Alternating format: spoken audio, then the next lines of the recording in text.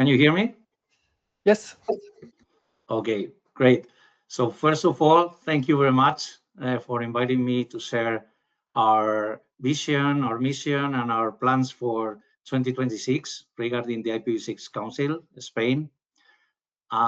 First of all, some words regarding the vision, right? I think we all agree, and we've seen this morning that regarding IPv6, there are billions of end users in, right?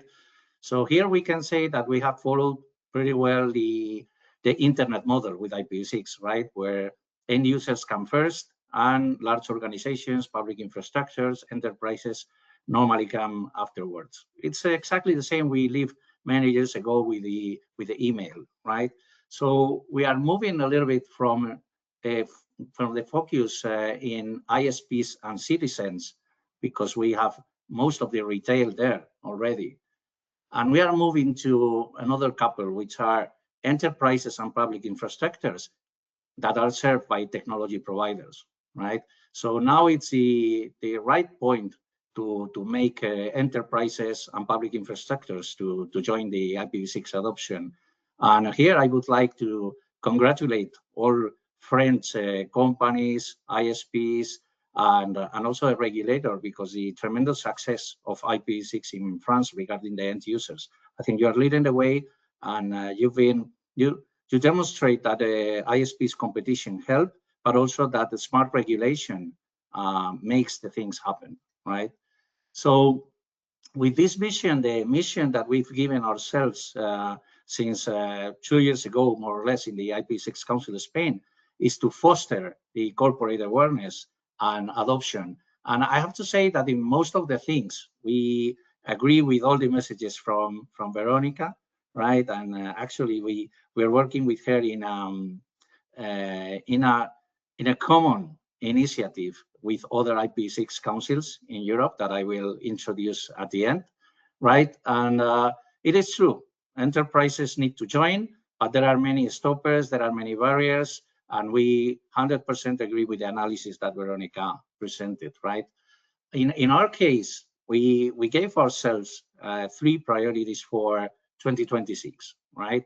In order to be reasonable with the things we can really touch from the council, right? Thinking that we are, in the end, a group of volunteers, that we have normally our hats in our companies or organizations, but also we contribute to the council itself, right? So we identified 3 areas. One is cybersecurity, second is capacity building, and third is actual hands-on, right?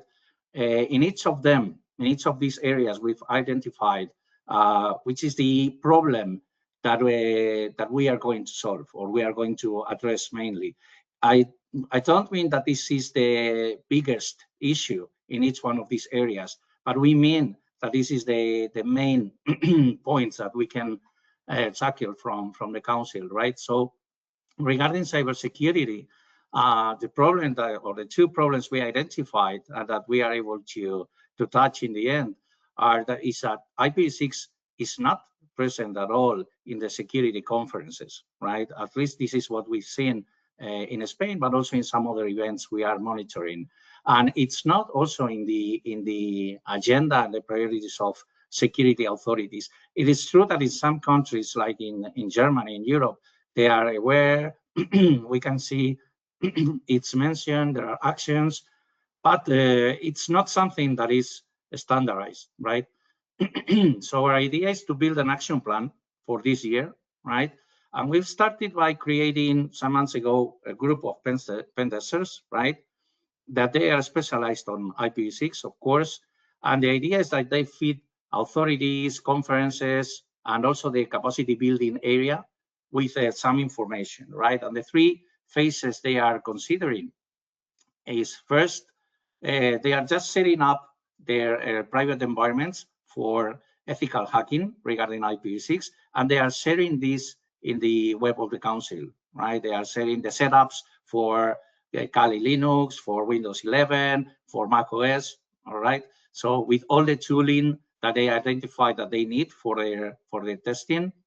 And in a second phase, it's more to replicate the the threats and vulnerabilities that we see that they are published from time to time regarding IPv6. So they get they make their hands dirty with IPv6 in the end. That is the purpose of this. And in the third phase, we expect that they will be able to identify new threats, new vulnerabilities, some guidelines, and we teach them to make responsible disclosures, right? And to work on this. The second area is capacity building, and here the issue that we are trying to address is that if we guess that tomorrow there is a given company that wants to adopt IPv6, that they go over all the arguments that Veronica was saying before, they still have a big issue that they are missing, they are lacking the trained engineers, the staff, the guidelines, and the best practices, right? So in order to address this from our standpoint, we have reached an agreement with CAS Training, which is a training specialized company in Spain, but they are operating also in other countries in Europe. And we have like two goals here. First one is a little bit more midterm in this year, right? That is trying to collect all the information on courses, trainings, certificates that we see from the IPv6 forum, from RIPE NCC, and many other sources, right? And we are trying to combine all together. We are not reinventing the wheel at all, right? And we are creating a kind of a standard training program for companies in Spain, and also with the certification grades, right? And we are expected to cooperate here with external organizations that work on the programs for large multinationals mainly, right? So in order to have success, we need to involve the training companies that are working with the multinationals in order to place this program into their agendas, right? And second, we have another activity that is a little bit more short-term, right? That is, we have identified a course that we would like to use as a reality check. So together with CAS Training again, we are making a call from companies from nowadays till June this year, and we will see as a reality check how many companies join in this course, right? It's a practical course. It has some hours, some 4 hours for the C-level of the companies, right?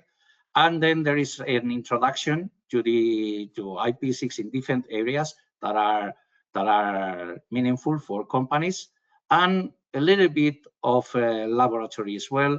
But we're not thinking on hands-on with the companies in this first course. We are thinking more on demonstrations, demonstrate how the things can be done, right? And then the third area we are working in is actual hands-on.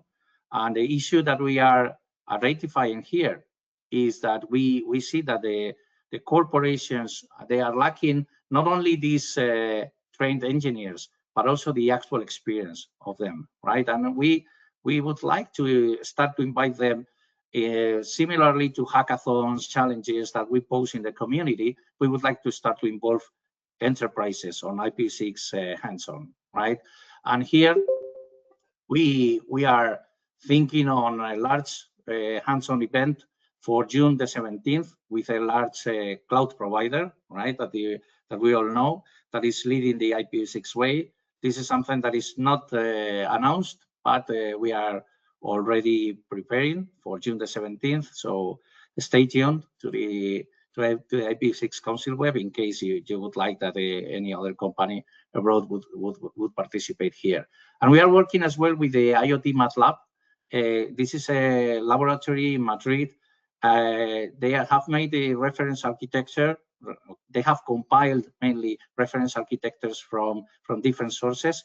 And the point is that the cities like Madrid are using this reference architecture for over 10 million euro public tenders, right? So there are a lot of companies interested on this. They are pushing hard for 6LoWPAN as a requirement, and WISAN architecture that is like 6LoWPAN for industrial alliances. And the idea here with the hands-on is to bring key enterprises into these actions where the engineers there start to lose their fears regarding IPv6 and to lose all these misconceptions. As Veronica was pointing out, that they are lobbied to use more NAT, that there is this game on-off game, as Veronica was saying, right? So in order to try to involve them, that they lose these fears and lobbying in a practical way. And well, regarding cybersecurity, we have already a white paper that it's accessible publicly in this URL, and with this video you can access to it. It's an ongoing work, right? There are sections that we are still populating, but it's public. If you see any way to cooperate, to share experiences, or to send some feedback, you are very welcome, right? Regarding the lab, this is not for the capacity building, which is more complex. This is for the Pentesters. They are starting with their private environments that they will share the setups in the web quite soon. And they connect to a data center where we are launching some servers for these pentesting purposes. And we are connecting this to the IoT lab to make some testing regarding 6LoWPAN devices.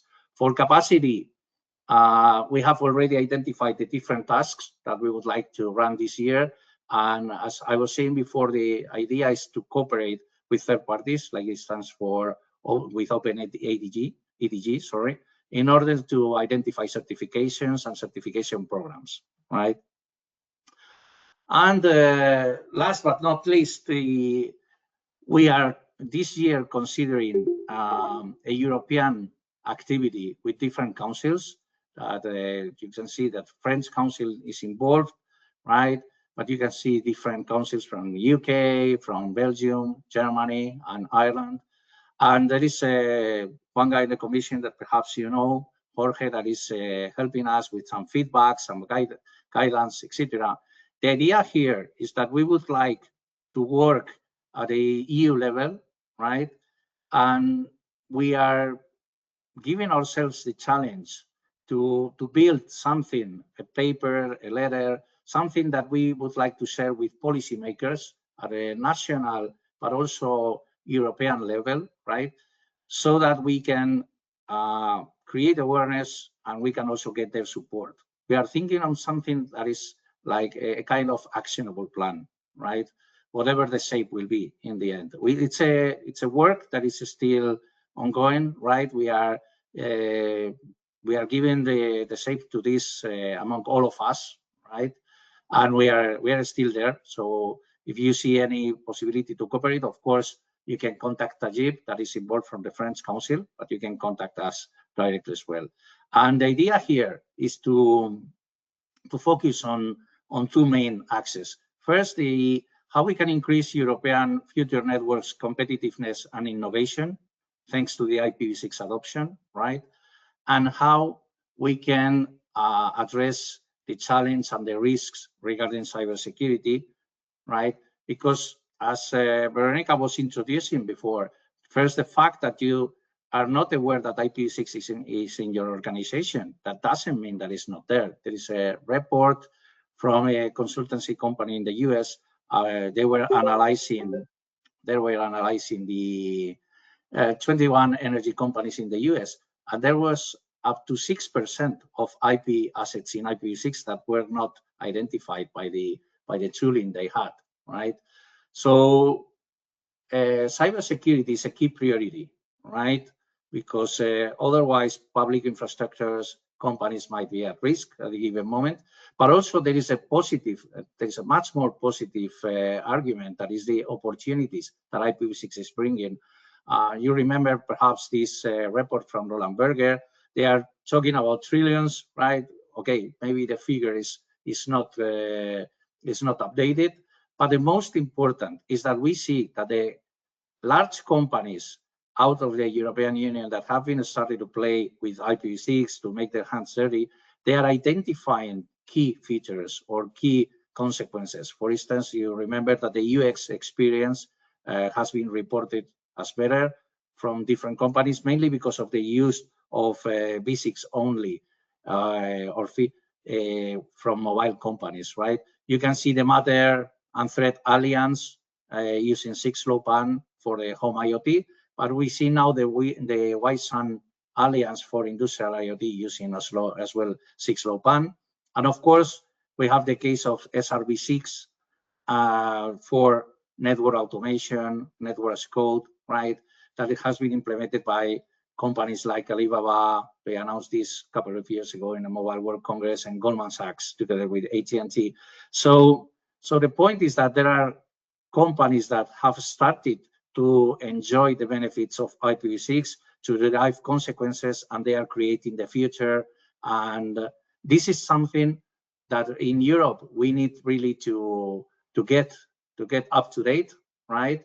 Otherwise, we will consume others' agenda, right? So for the technological sovereignty that we are pushing for in Europe, we think that IPv6 adoption in public infrastructures and enterprises is a must to be considered, right? And this is something that we are, of course, taking into account in our European initiative, right? And that's all from my side. So merci beaucoup, right? Thank you very much for your attention.